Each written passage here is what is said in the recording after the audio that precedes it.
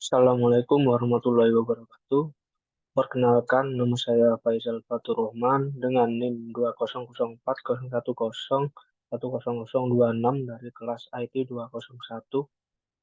Di sini saya akan mempresentasikan sebuah materi guna melengkapi nilai ujian akhir semester saya pada mata kuliah Estetika Humanisme yang diampu oleh Ibu Rosanah.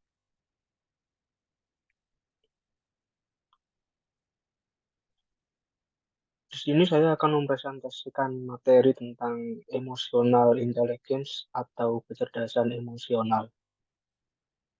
Dapat kita lihat di sini ada beberapa poin yang saya akan bahas untuk kali ini. Yang pertama ada pengertian kecerdasan emosional. Yang kedua ada komponen kecerdasan emosional. Tiga, ciri-ciri orang yang memiliki kecerdasan emosional tinggi. Empat, tanda kecerdasan emosional rendah.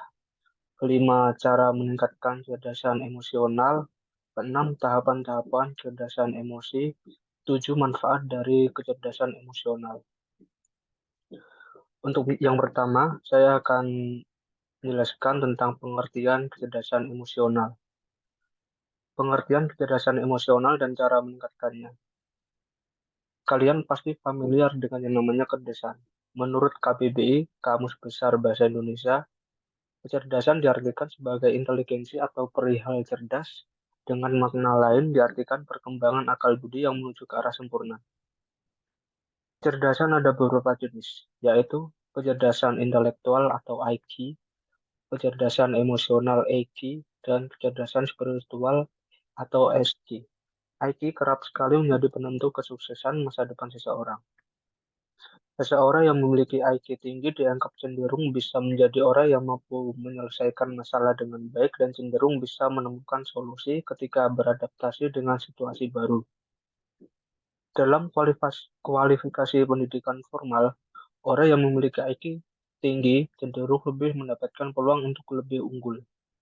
Akan tetapi, saat ini bukan hanya terpaku pada pembahasan mengenai kecerdasan intelektual, melainkan pembahasan mengenai satu jenis kecerdasan lain mulai diperbincangkan, yaitu kecerdasan emosional atau EQ, bahwa seseorang yang memiliki IQ tinggi saja tidaklah cukup. Mereka juga harus mampu mengontrol emosi dengan baik. Pada tahun 1990, psikolog Salovey dari University Harvard dan Mayer dari University New Hampshire melontarkan untuk pertama kalinya tentang istilah kecerdasan emosional. Hal ini mereka gunakan untuk menjelaskan hubungan kausalitas antara empati, mengungkapkan dan memahami perasaan marah, pengendalian amarah, kemampuan menyelesaikan masalah secara mandiri, berdiskusi, memecahkan masalah, keramahan, serta adanya sikap hormat. Kedua psikolog ini juga menjelaskan mengenai pengertian dari kecerdasan emosional yang diartikan sebagai sesuatu kemampuan atau inteligensi yang di dalamnya terdapat kemampuan untuk memahami perasaan diri sendiri dan orang lain. Hal ini berguna untuk memindai hal apa yang akan dilakukan selanjutnya, karena sudah memahami situasi dan suasana yang terjadi. Kalau menurut pengertian yang ada di KBBI, kecerdasan emosional adalah kecerdasan yang erat kaitannya dengan kepedulian dan hati, baik antar sama manusia, dengan makhluk lain, maupun alam sekitar. Beberapa peneliti berkata bahwa kecerdasan emosional dapat dipelajari dan dikembangkan, sedangkan yang lain berkata kecerdasan emosional adalah bawaan lahir. Pada dasarnya, kemampuan emosional bukanlah lawan dari kecerdasan intelektual. Kedua hal tersebut seharusnya bisa dikembangkan secara seimbang. Kecerdasan emosional biasanya lebih mempengaruhi kehidupan sosial yang terjadi, karena saat berkehidupan sosial kita bertemu manusia lain, dan dalam hal ini, pengendalian emosi dibutuhkan dengan sangat. Bisa dikatakan sangat penting untuk memiliki kecerdasan emosional. Kapan kita harus berempati, kapan kita harus memahami orang lain, kapan kita harus marah dengan orang lain, dan bagaimana cara menghormati orang lain.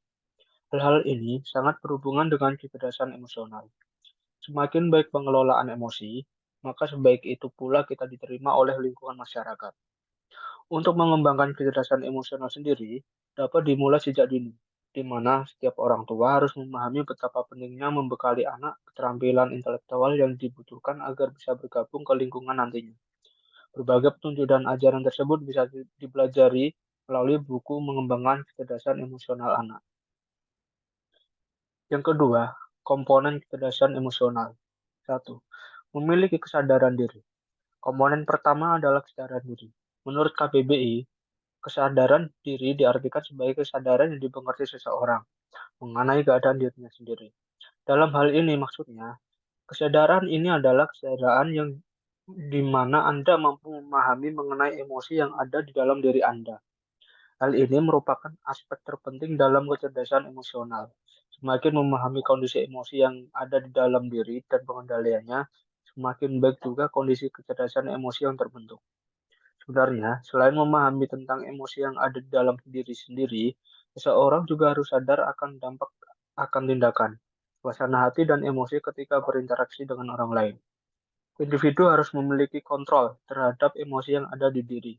Untuk membentuk kesadaran diri, selain punya akses kontrol akan emosi diri, harus mengerti juga akan reaksi akan emosional yang tidak sama, dan mampu memahami emosi apa yang akan tengah muncul. Alangkah baiknya, untuk membentuk kecerdasan emosional, seseorang harus memahami dan mengetahui hubungan antar yang mereka rasakan dan bagaimana mereka harus bersikap. Selain itu, harus mampu mengenali apa kelebihan dan kekurangan dari diri mereka sendiri. Yang kedua, membentuk regulasi diri. Sesuai dengan komponen pertama, untuk komponen kedua adalah membentuk regulasi diri. Regulasi memiliki pengertian sebagai pengaturan. Dalam hal ini maksudnya, ialah individu harus memiliki pengaturan emosi yang baik. Setelah mampu untuk menyadari adanya emosi dalam diri, akan memunculkan dampak bagi orang lain. Maka, dalam kinerjanya, kecerdasan emosional harus mampu untuk mengelola emosi dan mengaturnya. Ketiga, memiliki keterampilan sosial. Aspek penting dalam kecerdasan emosional merupakan kemampuan berinteraksi sosial dengan baik. Sejatinya, pemahaman emosional bukanlah hanya melibatkan pemahaman emosi diri sendiri, melainkan memahami emosi orang lain. Semakin sering berinteraksi dan menerapkan pemahaman terhadap emosi diri sendiri dan orang lain, hal ini akan membantu dalam membentuk kecerdasan emosi yang semakin tinggi. 4. Mempunyai empati. Mempunyai empati merupakan salah satu komponen dari kecerdasan emosi. Empati diartikan sebagai kemampuan diri untuk lebih memahami perasaan orang lain. Dan hal ini sangat penting bagi pengembangan kecerdasan emosi. Empati yang ada membentuk pemahaman mengenai emosi yang sedang dirasakan lawan bicara kita ataupun orang sekitar kita. Kelima, memiliki motivasi diri. Peran kunci dalam membentuk kecerdasan emosional dipegang oleh motivasi dalam diri sendiri. Orang cerdas secara emosional memiliki kecenderungan termotivasi di luar motivasi internal seperti mendapatkan ketenaran, pujian, uang, dan pengakuan. Mereka cenderung memiliki motivasi untuk memenuhi kebutuhan diri dan kebutuhan batin dari mereka sendiri. Seseorang yang memiliki motivasi diri cenderung kompeten dan cenderung berorientasi pada tindakan-tindakan pengendalian. Sehingga, kalau dilihat, orang yang memiliki kecerdasan emosional mampu berkomitmen dan sangat pintar dalam mengambil inisiatif. Kecerdasan emosional yang dimiliki seseorang sendiri kadang tercermin pada kehidupan nyata, di mana pada umumnya menjadi individu yang menonjol dan memiliki hubungan dekat yang hangat dan menjadi bintang di tempat kerja. Dan hal ini dibahas pada buku Kecerdasan Emosional karya Daniel Goleman.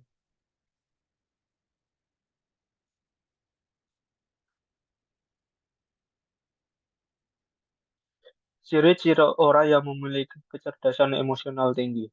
Setelah mengetahui komponen-komponen kecerdasan emosional, selanjutnya akan memahami tentang ciri-ciri orang yang memiliki kecerdasan emosional. Ada beberapa ciri-ciri orang yang memiliki kecerdasan emosional, yaitu: satu, mampu mengenali perasaan diri sendiri. Dua, mampu membaca perasaan orang lain. Tiga, mengetahui kelebihan dan kekurangan diri sendiri. 4. Tidak mudah baper atau tersinggung. 5. Cenderung menjadi pendengar yang baik. 6. Berpikiran secara terbuka dan mampu menerima pendapat orang lain. 7. Tidak malu untuk minta maaf duluan. Tanda kecerdasan emosional rendah. Yang pertama, mereka merasa selalu benar dan harus selalu benar. Seseorang dengan kecerdasan emosional rendah akan cenderung menolak untuk mendengarkan apa yang diungkapkan oleh orang lain dan lebih sering berdebat mati-matian untuk membenarkan apa yang dia yakini benar. Sampai-sampai, jika kalian bilang bukti mereka salah, mereka akan berargumen balik bahwa fakta yang kalian sebutkan itu salah. Pada dasarnya, mereka harus menang dan dengan cara apapun caranya dan merasa enggan untuk setuju atau tidak setuju. Hal ini sudah jelas bagaimana individu itu tidak memahami perasaan emosi apa yang dirasakan oleh orang lain. Kedua, mereka tidak mampu mengetahui perasaan orang lain. Orang yang memiliki kecerdasan emosional yang rendah tidak mampu memahami perasaan orang lain. Dia akan cenderung merasa terkejut apabila rekan atau teman kerja mereka tidak menyukai serta bahwa pasangan mereka merasa marah pada mereka. Selain itu, mereka merasa terganggu apabila orang lain mengharapkan mereka untuk mampu memahami perasaan mereka. Yang ketiga, tidak memiliki kepekaan diri. Kebanyakan orang yang memiliki kecerdasan emosi rendah tidak mengetahui hal apa yang pantas untuk diucapkan. Mereka umumnya gagal dalam memahami waktu dan keadaan yang tepat untuk mengatakan sesuatu atau meluapkan emosi. Contohnya, ketika di pemakaman, mereka mengatakan sesuatu yang mereka rasa tidak sensitif dan membuat lelucon tepat setelah peristiwa itu terjadi. Apabila Anda merespon berlebihan dan tidak menyukainya, mereka akan berperilaku seolah-olah Anda terlalu sensitif. 4. Mereka cenderung suka menyalahkan orang lain. Orang yang memiliki kecerdasan emosional rendah akan memiliki wawasan yang sedikit berkaitan dengan bagaimana emosi mereka menimbulkan masalah. Ada satu hal yang tidak dapat dilakukan oleh orang berkecerdasan emosional rendah, yaitu bertanggung jawab atas tindakan yang dilakukan. Apabila bertemu situasi yang tidak beres, secara langsung reaksi mereka adalah menumpukan seseorang atau sesuatu untuk disalahkan. Kelima, mereka tidak memiliki keterampilan mengatasi yang baik. Orang yang memiliki kecerdasan emosional yang rendah akan memiliki indikator ketidakmampuan dalam mengatasi situasi yang ada, muatan emosi di dalamnya. Sulitnya memahami emosi yang kuat baik dari diri mereka sendiri maupun dari orang lain bagi kecerdasan emosional yang rendah. Umumnya mereka suka menyembunyikan emosi mereka dan cenderung menjauh dari situasi yang membuat mereka harus berurusan dengan kejatuhan emosionalnya. Yang keenam, mereka punya emosi yang cenderung meledak-ledak. Komponen dalam kecerdasan emosional salah satunya adalah memiliki kemampuan untuk mengatur emosi. Sulit bagi mereka untuk memahami dan mengontrol emosi mereka. Secara reaktif, mereka akan menyerang apabila sedang marah, bahkan tanpa memahami apa yang membuat merasakan emosi tersebut. Yang ketujuh, mereka selalu bercerita tentang dirinya. Suka mendominasi pembicaraan merupakan ciri-ciri orang yang tidak memiliki kecerdasan secara emosional. Mereka sering mengajukan pertanyaan untuk orang lain dan terlihat seperti bersama dalam mendengarkan obrolan tersebut. Kemudian, cara meningkatkan kecerdasan emosional. Untuk yang pertama, mencoba untuk mendengarkan. Ketika Anda ingin meningkatkan kecerdasan emosional, maka Anda harus memahami apa yang orang lain rasakan.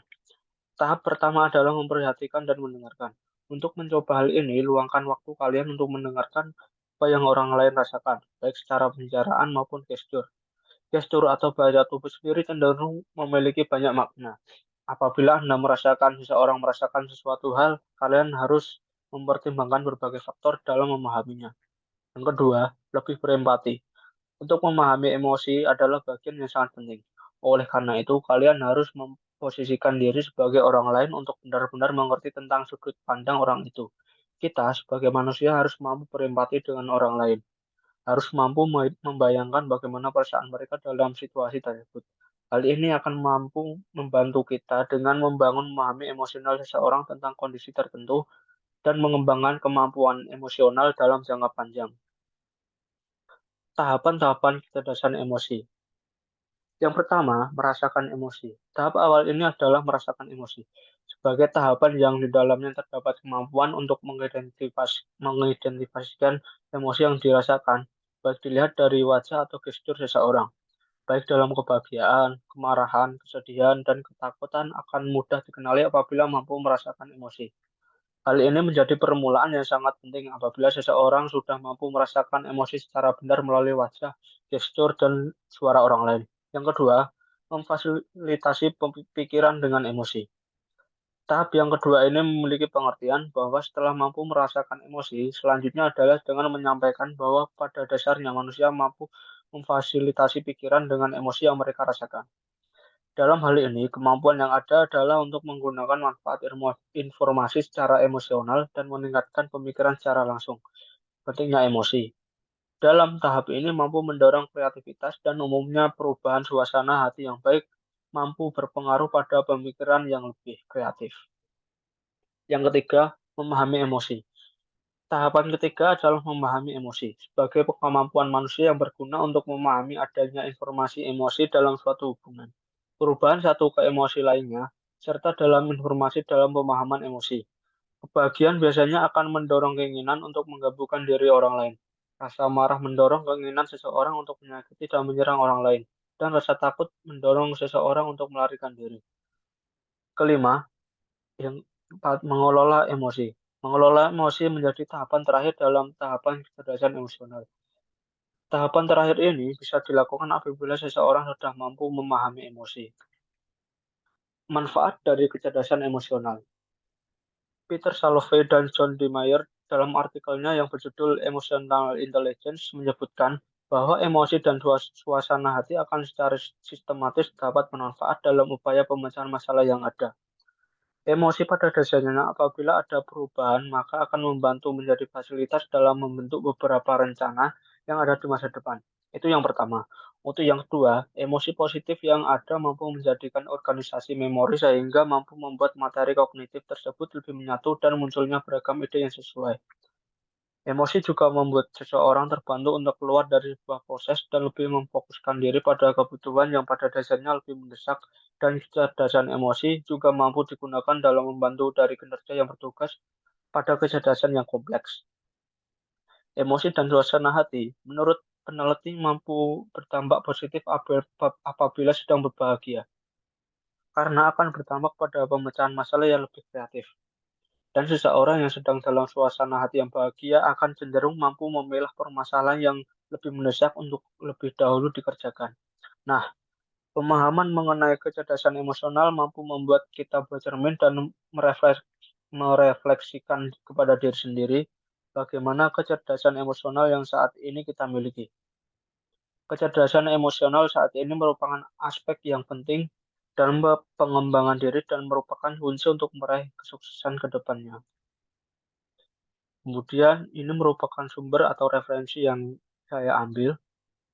Demikian apa yang dapat saya sampaikan pada materi kali ini. Apabila ada salah kata atau perbuatan, mohon dimaafkan. Assalamualaikum warahmatullahi wabarakatuh.